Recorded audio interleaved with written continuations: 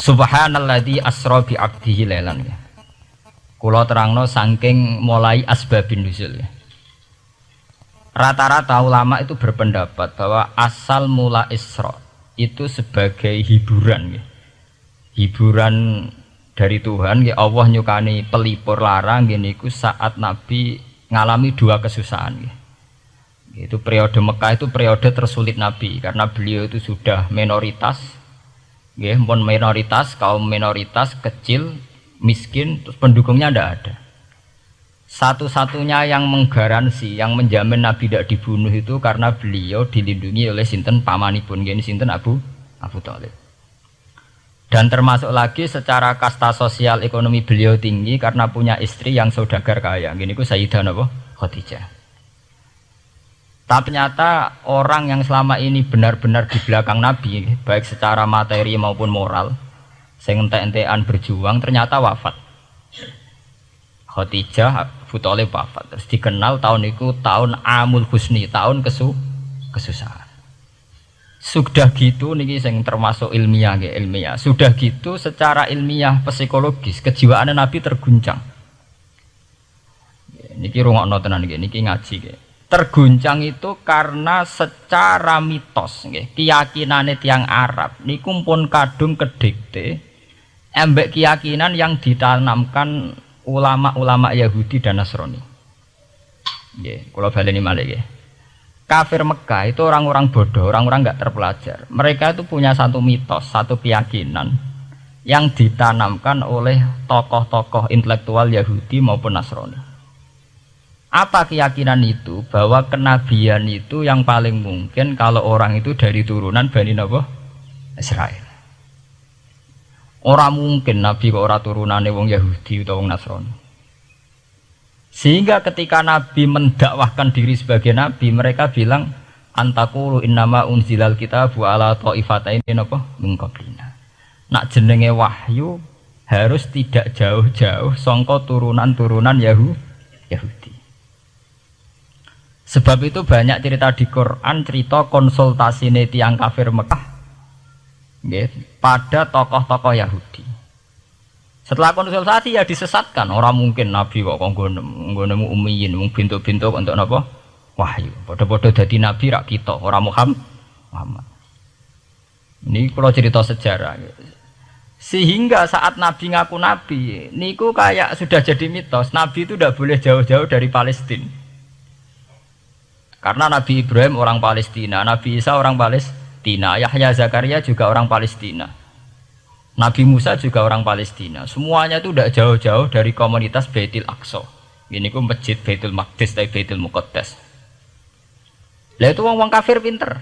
Saking kepengen nyudutno Nabi Muhammad itu sampai Nabi mesti ning Palestina. Ya mesti roh cerita-ceritane Nabi ning Palestina. Lah kowe apa tau roh Palestina? Setelah kok detail-detail. Nak kowe pancen roh iku pintu masjid ning Palestina Baitul Aqsa jumlahe piro? Terus madepe ning ndi wae. Jadi bahwa Nabi ngeklaim diri sebagai Nabi yang bisa membaca malakutas samawati, baca alam-alam gaib. Niku dites nek iso tenan saiki aku takok jumlahe pintu Baitul Maqdis piro.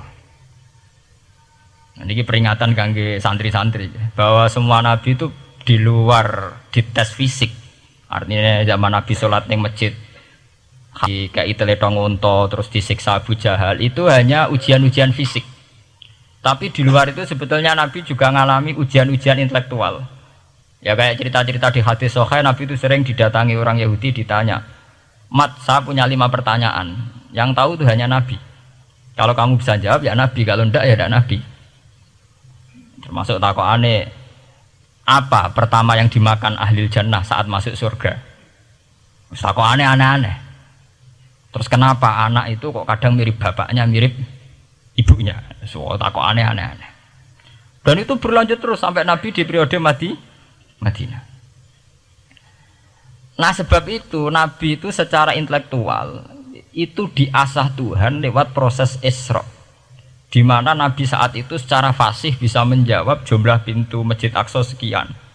Perilaku Nabi Musa begini, wajahnya Nabi Musa begini, wajahnya Nabi Ibrahim begini. Sampai di hati-hati Sahih, Nabi bisa menjelaskan detail. Nabi Musa itu rambutnya kayak ini, wajahnya kayak ini, ada mutiwal. Itu detail sekali Nabi. Sebab itu di sini diterangkan oleh Imam Suyuti, peristiwa Isra adalah peristiwa di mana Nabi berjumpa para sinten Nabi.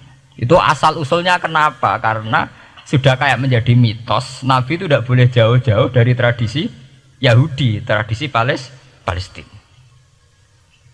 Paham ben sampean roh asal usulnya. Tapi kemudian asal usul itu sebetulnya hanya sementara, hanya permainan politik. Mau sampean ben roh sejarah, permainan politik, manipulasi politik.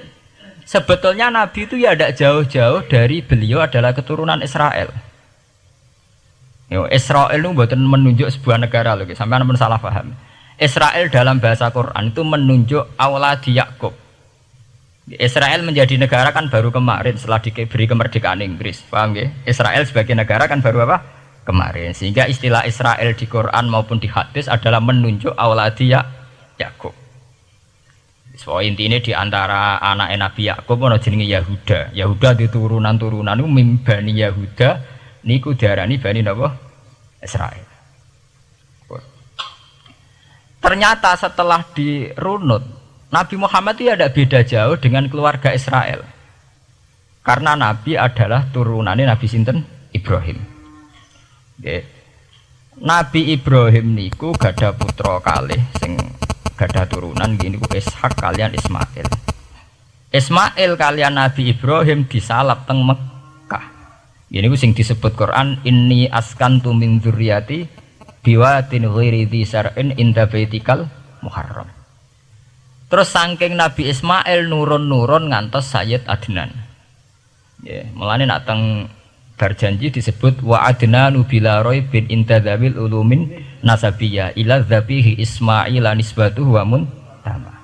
Secara teori ilmu nasab Sayyid Adnan jelas-jelas wa adnanu bila raibin intadzabil ulumin nasabiyah ila dzabihi Ismail nisbatuhu wa muntama. Tapi yang menjadi masalah yaitu tadi saya sudah bilang ya. Seakan-akan Nabi Muhammad itu orang yang benar-benar berbeda dari dinasti itu, dari keturunan itu. Karena orang Yahudi, orang kafir Mekah di kepentingan menggagalkan kenabiannya Muhammad. Sehingga dilecehno Muhammad bin Abi Kabsah. Oh Muhammad sing cilik di rumah tukang angan wedes. Jadi kowe nak seneng kiai kan inna akramakum indawi atqakum. Cek Ben Karlan, cek Karmin pokoknya takwa ya kiai. Tapi nak lagi gedeng kiai iku kan anake Karlan kok kakean tingkah. Lah dhisik wong Mekah ya ngoten niku. Jadi nak muni Muhammad bin Abdullah bin Abdul Muthalib cek terhormat. Mereka adalah orang-orang bangsawan di seputar Quraisy. Nabi itu kastane Quraisy. Jadi kalau Muhammad bin Abdullah bin Abdul Muthalib cek ketok terhormat. Wong kafir pinter nang istilahna ora Muhammad bin Abdullah. Muhammad bin Abi Kabsah. Mergo cilike Nabi tau dirumat cara kene ya Karlan ning penjara desa. Mulane Nabi tau angon wedhus mergo tau de bapak angkat sing tukang napa? Wedhus. Lah wong Mekah pinter dididik wong Yahudi. Kena istilahna aja Muhammad bin Abdullah bin Abdul Muthalib iku cek kekerenan terlalu napa? Keren. Jadi Muhammad bin Ibnu Abi Kabsah. Di wong nak seneng Pak Harto kan Soeharto jenderal besar. Nek sing gedhe wong kemusuk kan repot ya. Oh, terus nyebut desa asli ini asal nak seneng bupati ya jadi bupati orang nomor 1 di Bojonegoro nak gedeng golekno asal usule sing ngoten itu mun sunatullah mulai riyen sampai kiamat ya sunatullah lihat ikut kelas napa mengkobel walanta jadi sunnatil lain napa tabdila ya akan begitu. Nah sehingga peristiwa Isra itu satu peristiwa rohani ya. Selain peristiwa rohani nanti akan diwajibkan sholat, juga ada peristiwa intelektual, ada pengajaran intelektual bahwa semua nabi itu harus punya tradisi yang sama, punya karakter yang sama. Jika nabi dalam proses Isra itu dipertemukan dengan Nabi Ibrahim, Nabi Musa, nabi-nabi yang lain. Dan diskusi di situ juga ada diskusi-diskusi. Paham ya? Niki penting ya, penting kalau terangaken karena kalau tanpa tradisi yang berkelanjutan ya, sing disebut tenggene thariqah jenenge as-sanad al-mu'tabar, sanad sing mu'tabar utawi nak tenggene pondok-pondok kitab disebut sanad sing muttasil. Ini nanti semua tradisi kenabian akan melenceng. Kalau melenceng itu ngeri. Karena setiap orang dia mesti ada subjektivitas sendiri, punya versinya sendiri. Sehingga semua nabi harus model istilah politik itu punya platform yang sama, punya karakter yang sama, punya model yang apa? Sama. Nah, sebab itu secara intelektual Nabi Muhammad itu dikenalkan oleh karakter para nabi-nabi dulu. Nggak detail. Satu Quran 30 juz. Andai kan sampai hafal Quran, sampai ngerunut sejarahnya coba. Kita ini kan kadung dibentuk. Artinya kita ini ya alhamdulillah sudah kadung kebentuk, tahu sejarah para nabi. Tapi asal usulnya kita tahu lewat kitab yang namanya Al-Quran.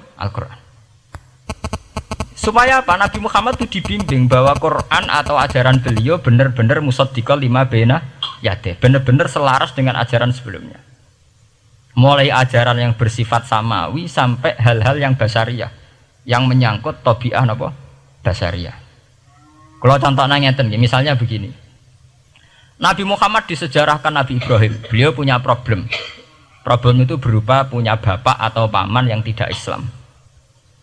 Bahkan nak ning ceritane kiai-kiai desa dari Nabi Ibrahim cilike kon adol patung. Terus didol meniki patung, ya ora manfaati ra mudarati, mbok tuku ya karepem ora napa karepem. Mbok ono sanate mbok ora, pokoke cerita itu populer. Disejarahkan begitu. Sehingga Nabi Muhammad tahu, oh ternyata yang punya problem ngadepi keluarga itu tidak saya tok. Dulu Nabi Ibrahim juga punya problem ngadepi keluarga. Aku tak lumayan terima paman, Pak Lek, Pak De, Abu Jahal sinten? Abdullah. Nabi Ibrahim malah bapak. Dah gitu. Setelah itu juga diceritakan tentang Nabi Nuh, Nabi Lut, seorang nabi besar yang punya nasib sial, yaitu istrinya pengkhianat. Mereka jadi kiai di bojo judes itu tidak masalah. Mulai terima kiai di bojo judes biasa. Ya itu tadi Nabi Nuh, Nabi Lut itu lebih ngeri ketimbang itu di bojo apa? Bukan kebenaran. Kita kan paling dicoba bojo judes, kan ringan banget. Paling banter mecano piring gelas itu kan itu murah banget ya. Begitu terus. Nabi Musa juga gitu. Diceritakan Nabi Musa, beliau adalah seorang sosok Bani Israel yang temperamental. Ya basaria sekali. Saking temperamentalnya ketika tukaran ya jotos. Mana nak kiai temperamental kadang jotosan ya ono sanate ya Nabi Musa ku nak tukaran ra cocok napa? Jotos. Fawakazahu Musa faqada alai. Artinya ya basaria sekali. Cerita ABG ini publik wonten saat beliau melarikan diri, lala ketemu cewek loro. Ya ora wentise barang Nabi Musa, waduh mari maksiat ae terus kan. Wadek aja mlaku ning ngarepku. Nah kena angin aku roh sikile mari nafsu. Aku nabi kok nafsu barang kan ra pantes. Nah ngono ke mlaku guriku. Ya basaria sekali itu sampai detail. Terus ketika itu terus disuaka politik oleh Nabi Syuaib. Sehingga menjadi tradisi bahwa semua nabi akan mengalami problem dengan kaumnya, kemudian disuaka politik oleh komunitas yang berbeda, yaitu komunitas Syuaib itu di luar pemerintahan Fir'aun. Sama seperti yang dialami Nabi Muhammad, komunitas Mekah itu menyiksa Nabi, bahkan mengimbargo sinten Nabi. Semua aliran dana, aliran ekonomi, akses dana, akses makanan itu ditutup di Mekah. Sehingga Nabi sampai dahar dedaunan, fisik bil jibalin apa Mekah. Tapi beliau diselamatkan oleh sahabat Ansor yang terpisah dari komunitas Ahlu Mekah. Itu mirip ceritanya Nabi Musa yang diselamatkan Nabi Syuaib yang terpisah total dari komunitas Fir'aun. Ini penting kalau ulang temriki sehingga karakter-karakter kenabian itu tidak rubah. Karakternya sama. Sehingga setelah kita mengenali karakter para nabi, kita mudah sekali mengenali nabi palsu. Paham ya? Mulane kalau nabi palsu paling seneng musodek, ketara palsune. Lah sing repot sing ora ketara, mergo jenenge Ahmad. Muhammad tak mirip. Mulane nek kowe di jeneng supaya ora aku nabi jenengno Kartolo. Mergo nek Ahmad bin Gulam ra jenenge Ahmad. Ana terkenal nabi nek ra jenenge Muhammad utawa napa? Ahmad. Mulane Ahmad bin Gulam pas ngaku nabi pengaruhnya gede mergo mirip. Mulane kula wingi takoki mahasiswa Jogja, Gus, cara jenengan jeneng Jawa mbek Arab apa iki? Nak trene akeh nabi palsu apik Jawa lah Kartolo. Karena secara kriteria kenabian ndak akan masuk. Nek anak jenenge Kartolo atau Karmin itu ndak akan masuk kriteria wong sing bakal dadi nabi. Lah anak jenenge Ahmad tak mirip-mirip nabi. Oh, Ahmad Hulam bin Mirza wani ngaku nabi mergo jenenge Ahmad. Musaddiq ya mergo musaddiqal lima bena ya teh. Lah anak Kartolo, Karmin, Karlan agak ono. Mulane saiki sing jenenge Jawa kudu syukur. Akan terbebas dari mengaku napa? Nabi. Lho syukur kan gak akan salah. Di barokah sampean jeneng Jawa, orang-orang ngaku napa? Nabi. Selamat. Kudu syukur. Paham ya? Tidak apa-apa, itu harus dinikmati. Ya itu tadi ya, karena Nabi itu punya karakter yang sama, punya tradisi yang sama, yang mirip-mirip. Itu kenapa Quran berkali-kali menceritakan sisi-sisi kenabian Nabi di luar Nabi Muhammad. Karena biar karakter Nabi Muhammad terbentuk, ya, terbentuk dengan karakter Nabi sebelumnya. Tidak melenceng. Kemudian itu ditiru oleh ulama kita. Kita punya guru, guru punya guru lagi, punya tradisi yang sama. Nak mulang kudu istiqomah, santri loro lah kudu diulang. Nak sedati kiai aja mripat ijo nak roh dhuwit. Wis pokoke dilatih. Nah, tapi dari kiai saiki orang mripat ijo, mripat abang. Mergo dhuwit saiki abang. Dhisik dhuwit paling gedhe rak 50.000 iku rak ijo. Lah saiki 100.000 abang. Lah saiki nak nasihati nak roh dhuwit aja mripate abang. Mergo ijo wis gak akeh saiki. Paham napa? Kena akal-akalan ngoten jan repot. Tugare kula di santri dablek, nek di bojo aja moro tangan. Kula mboten moro tangan, kula saduk, moro sikil. Kena anekdot ngono rusak. Adu-adu ning bojone. Bojone loro, bareng bojone nguwak. Kowe jare rabi Pak ning njaba, bojom jare loro fitnah, Dik. Sing bener telu. Ayo kan repot. Ketemu cangkem elek rusak kabeh. Fitnah udik nak loro. Sing bener apa? Telu. Lah sakniki mun politik ngoten nggale saya sebagai pejabat tidak pernah mengkorupsi 1 sen pun uang rakyat. Wong edan tapi korupsi ya sak sen. Wong ra waras tapi korupsi napa? Sak sen. Ngono miliaran tok. Korupsi napa? Sak sen. Ya mesti ae. Geneman. Ayo, jadi zaman akhir itu kayak zaman dhisik, kayak Abu Nawas kabeh. Jadi apa-apa niku mun mboten karu-karuan. Mun ya. Wah itu permainan kata begitu niki kula penting kula terangaken nggih. Saya sebagai ahlul Quran, orang yang banyak baca Quran nggih. Itu kita akan tahu betul betapa parahnya nggih atau akibat negatifnya dari permainan kata itu. Dan itu dilegalkan Quran, disahkan Quran dalam beberapa ayat. Yaqulun apa yuriduna ayutfi'u nurallahi bi afwahihim. Orang-orang Yahudi, Nasrani, kafir Mekah itu ingin sekali membunuh Islam lewat permainan kata bi afwahihim. Yaitu tadi misalnya kalau Muhammad bin Abdullah bin Abdul Muthalib itu kelihatan keren karena masih Bani Quraisy. Tapi kalau diistilahkan Muhammad bin Abi Kabsah, wah Muhammad sing anake Karlan iku iku ora ummiyin. Balik dadi wong alim terus diistilahno bapakmu sing cilike iku angon wedhus.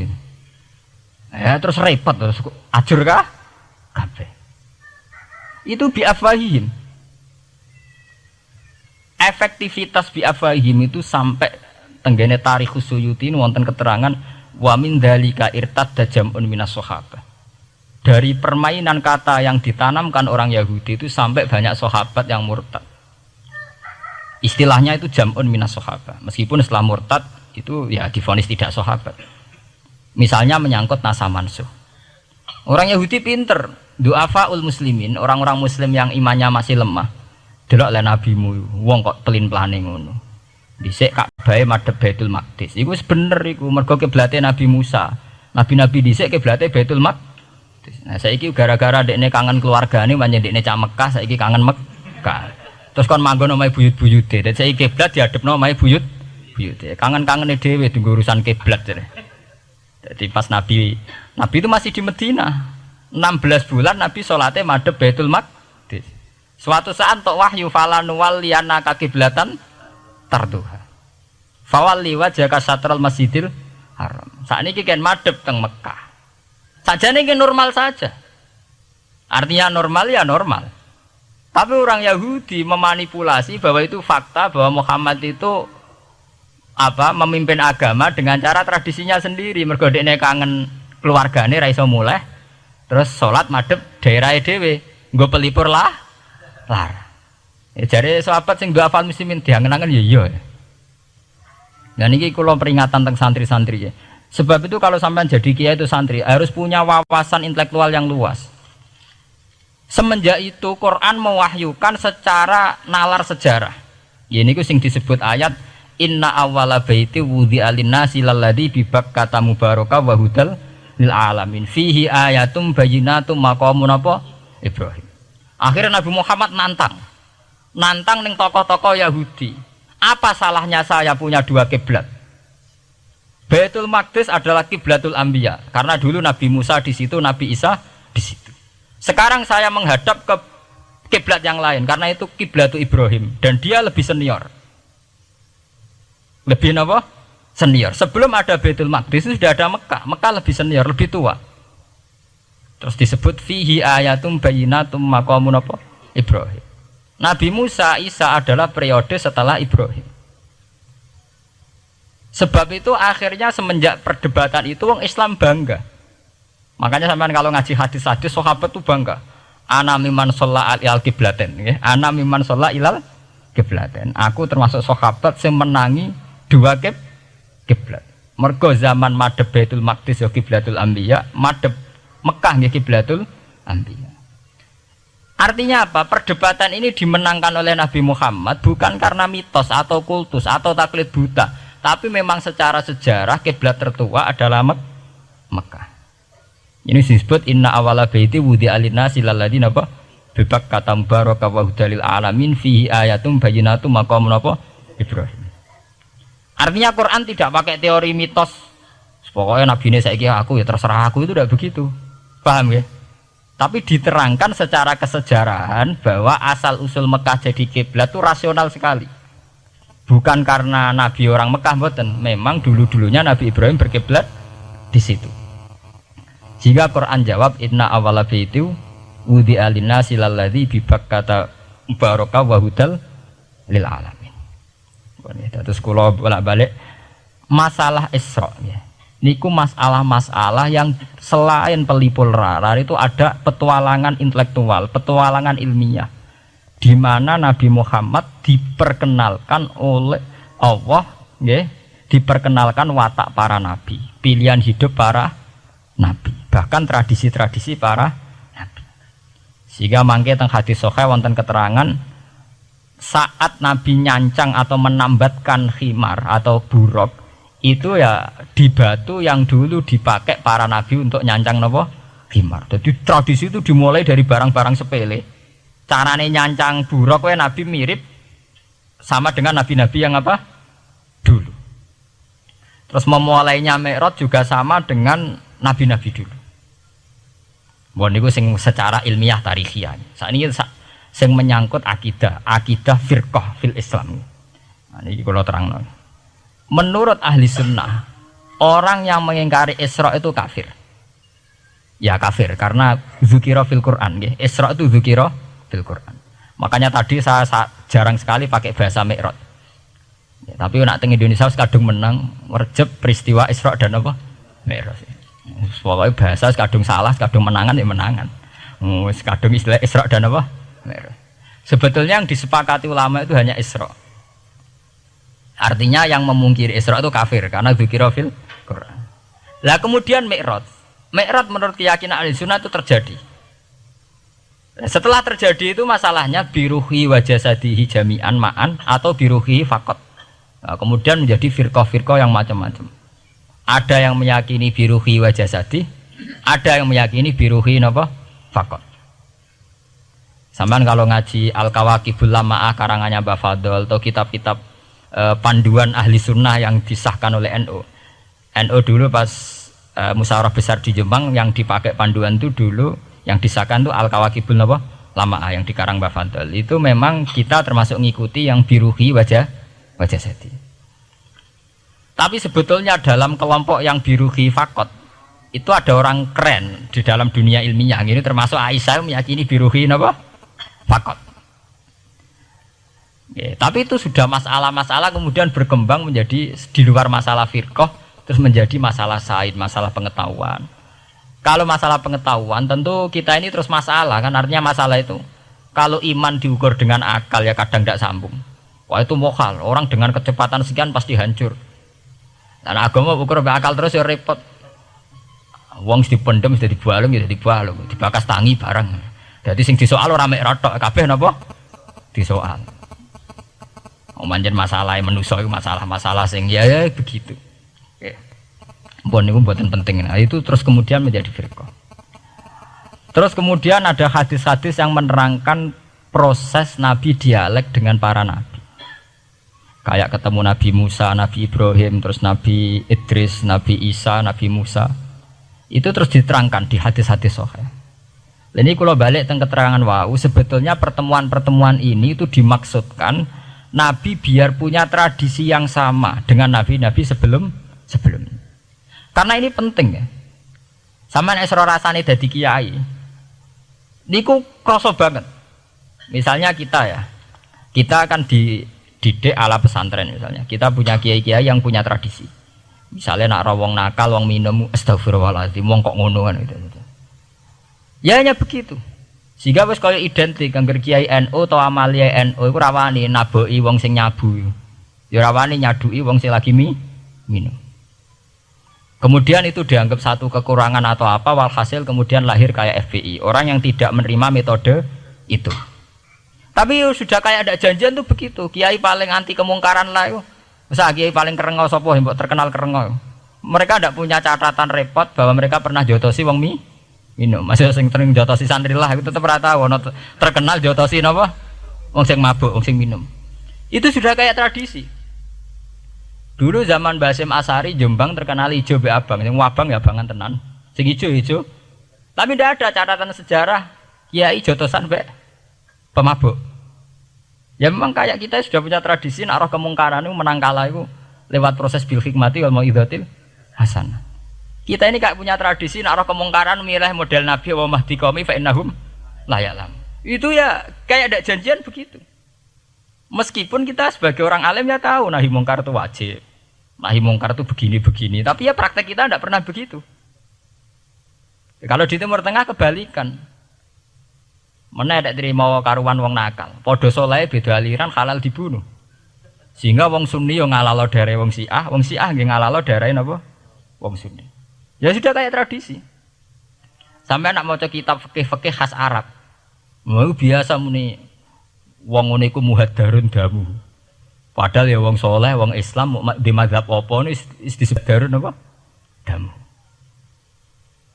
Sehingga kita itu tadi kita punya tradisi. Saya tuh kalau sedang tahajud, matehai para wali-wali songo atau apa, itu yang terpikir di saya itu hanya satu. Agama Islam itu lahir lewat Quran dan hadis. Tapi kemudian tahu-tahu tetap berimprovisasi, berkembang sesuai tokoh yang membawa.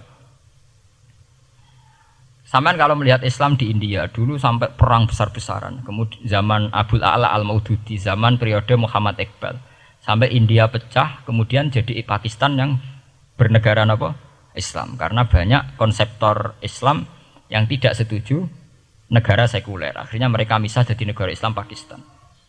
Kemudian Timur Tengah juga begitu.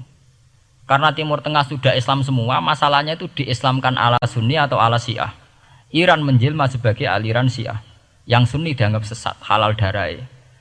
Irak zaman Saddam Hussein pemerintahan Sunni. Sing Syiah dibantai sehingga wong Kurdi do mati. Era Saddam keyo gentenan Saddam sing di bantai. Makanya kalau saya ngaji di Jogja, seminar di Jogja bilang, kita ini harus bersyukur. Kita ini punya tradisi konflik yang terbaik di dunia. Enggak, kita ini punya tradisi konflik yang terbaik di dunia. Sampai nak Isra Ikhwanil Muslimin teng Mesir. Badan Intelijen Nasional atau Badan Stabilitas Nasional, Bakor Setanas itu harus terima kasih sama tradisi tokoh-tokoh Islam di Indonesia. Lepas dari kita setuju tidak setuju itu terserah. Tapi kita punya tradisi konflik yang paling baik di dunia. Kurang bencinya Gus Dur sama FPI atau FPI sama Gus Dur. Paling mereka ya adu statement di depan wartawan. Itu bagus sekali. Cara nang Arab wis tembak-tembakan. Kita punya sejarah. Secara pesantren saya itu punya sejarah panjang. Zaman Mbah Imam beda dengan Mbah Zubair, zaman Kiai Memun beda dengan Kiai yang lain. Paling adu statement saat ada tamu itu paling bagus. Kita punya tradisi konflik paling bagus di dunia. Kayak apa mangkelnya orang NU saat Gus Dur diimpis, dipecat. Tapi habis itu ya sering seminar ketemu Amin Rais. Ya mereka adu polemik, ini tidak konstitusional, ini apa. Gus Dur nggak jurus dekret. Sing sitok nggak jurus sidang mewah, nak kurang serem sidang istimewa dilawan sidang luar biasa. Pokoknya agak istilah sing serem-serem. Tapi tidak saling bunuh loh, sampean harus syukur loh. Selama ini orang awam sering bilang, loh kiai kok tukaran. Sampean bandingkan di Timur Tengah, jenenge tukaran mesti tahdirudam. Para polisi, para badan intelijen, para yang menjaga stabilitas negara ini harus terima kasih sama tradisi tokoh-tokoh Indonesia. Yang namanya di Mesir, di Irak, di mana-mana jenenge tukaran mesti melibatkan pertumpahan darah. Saat Arab Saudi jadi Wahabi itu besar-besaran itu. Pembunuhan apa pengusiran orang-orang Sunni. Tapi di Indonesia enggak. Desi anarkis. Paling itu tadi adu polemik. MLB dilawan MLB itu masih keren sekali, tidak apa-apa. Itu lebih baik ketimbang adu jotos atau adu hizib lah. Itu masih bagus. Nenda ini sampean biar paham, biar syukur jadi bangsa Indonesia. Kita punya tradisi konflik yang baik. Sampean setelah peristiwa teng Irak, ya, teng Sudan, teng Khartoum, teng Darfur, itu kan orang Islam semua. Gara-gara beda mazhab saling bunuh. Di Mesir ya gitu, Ikhwanul Muslimin dengan pemerintah dan sebagainya. Hatta saya sebesar Sayyid Qutb, sing tokoh populer mohon kak budute boten jelas. Di Indonesia bagus sekali. Kita menangi zaman secara sejarah, ya. Kita menangi bedanya dulu Ahmad Hasan dengan tokoh-tokoh NU. Kulo nu menangi secara sejarah sering baca. Terus zaman anyar-anyarane NU asas tunggal, bedanya Gus Dur dengan Kiai As'ad. Sak mangke bedane PKB dua versi. Mereka menyelesaikan secara beradab. Lewat pengadilan, kok pengadilan kalah lewat MA, ya beradab sekali. Kita harus bersyukur. Dibanding penyelesaian konflik kayak di Irak kemudian ngundang Amerika, akhirnya sekarang kacau balau. Di Timor Leste yang latihan bikin rambut Hurta disuduk, Indonesia paling banter ngobong fotonya SBC. Ya masih terhormat lah, masih artinya masih beretika. Kita harus syukur punya bangsa yang beradab. Wong ras tujuan antar kiai ya rasan-rasanan. Kiai kok ngono, sing tok kiai kok ngono. Engko sing kiai tengah-tengah ayo ono sing ngono, ono sing ngene dadi. Sing ra melok-melok biasanya terus milih amane, ya ono sing ngono, ono sing ngene. Jadi artinya kita yang baik. Saya itu berkali-kali ngaji ya. Sampean kalau sering baca Quran dan menghayati, artinya orang baca Quran pelang-pelang ora karepe, menghayati. Saya itu sekarang sesadar-sadarnya, saya masih belajar. Ini jamaah sini harus tahu. Saya hingga detik ini masih belajar. Entah itu lewat belajar baca Jalalain atau belajar merenung maupun belajar lewat yang lain. Quran itu dulu ya sering nyebut begitu itu saya tidak paham. Sekarang itu saya paham, tambah paham. Misalnya di juz 4 ada istilah ikhwanan. Orang mukmin disuruh ingat peristiwa-peristiwa yang dulu saling kuntum a'daan fa'allafa baina qulubikum fa asbahtum bi nikmatihi napa ikhwanan. Dulu kamu bermusuh-musuhan, yaitu antara kelompok Aus dan Khazraj. Gara-gara barokatul Islam, sekarang kamu menjadi ikhwana, menjadi bersaudara.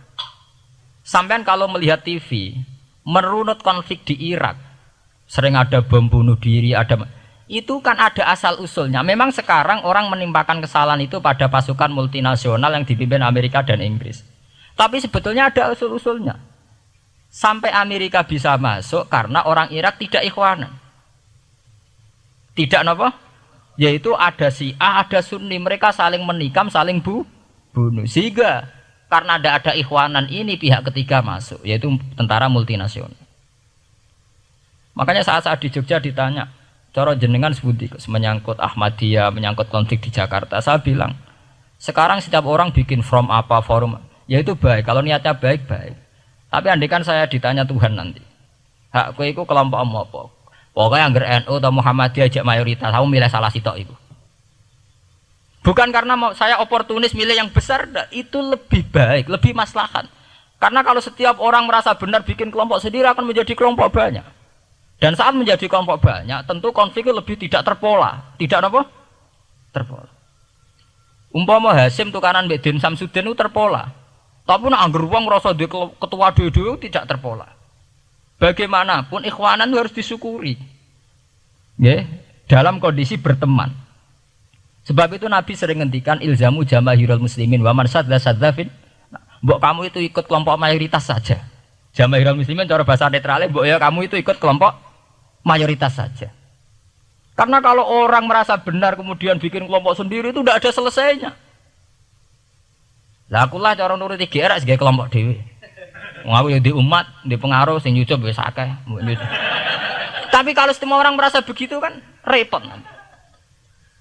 Mursid di kelompok dhewe, tukang toreko di kelompok dhewe, tukang ngaji di kelompok dhewe. Modal kitab pirang-pirang sesuk ana jamaah Jalalain, jamaah Muin, jamaah Fathul Wahhab. Nek sing ra iso ngaji jamaah tahlil, jamaah istighosah. Ora ana bar itu. Saya tuh kalau ditanya di Jogja, meskipun saya kritis, artinya kritis itu mungkin terhadap satu fenomena kita tidak setuju atau Muhammadiyah dalam banyak hal atau satu dua hal. Itu tidak menjadi alasan kita untuk tidak mengikuti mainstream. Karena kalau mainstream ini dilanggar, itu kita tidak akan ikhwanan. Dan akibat negatif dari tidak ikhwanan adalah kayak kasus Irak. Iran itu kenapa tidak mudah diserang Amerika padahal punya nuklir? Karena mereka seragam Syiah semua. Itu lebih gampang, lebih susah. Lawan itu apa? Susah. Arab Saudi juga mudah diadu karena karuan seragam Wahabi semua. Kita tidak bicara itu ya akidah. Mungkin kamu bisa debat Wahabi itu benar apa enggak. Tapi karena relatif aman, nggak diacak. Indonesia juga gitu. Kenapa tidak banyak konflik? Karena orang itu Islamnya kalau udah NU ya Muhammadiyah. Buat cocok cocok, boleh milih. Itu lebih mudah. Ketimbang ada faksi-faksi baru, kemudian stabilitas menjadi tambah kacau. Mulane kula niku saya loh ya, saya pribadi menghimbau. Melihat ayat itu dihitung Tuhan sampai Allah ngendikan apa ifkuntum a'daan fa'allafa baina qulubikum fa asbahtum bi ni'matihi apa? Kekuatan sebuah negara itu bukan karena senjatanya canggih, tapi karena rakyatnya tidak bentrok. Ya bayangkan kayak Indonesia. Andai kan Jawa itu mayoritas Islam. Kemudian mereka ingin mendirikan negara Islam. NTT merasa tidak diwongke terus keluar dari Indonesia. Nanti Maluku, Ambon juga gitu. Daerah-daerah yang Islamnya tidak mayoritas begitu. Kayak apa susahnya militer? Andai kan setiap kelompok itu punya jamaah besar. Terus sering bikin muktamar. SBZ berbakar muktamar NU, Muhammadiyah. Kabeh wong di kelompok prakesel SBZ. Gak sudah jadi presiden. Moga setiap forum umat Islam gawe napa? Kok gawe muktamar? Iku muktamar urung ana tandingane, wis pirang-pirang.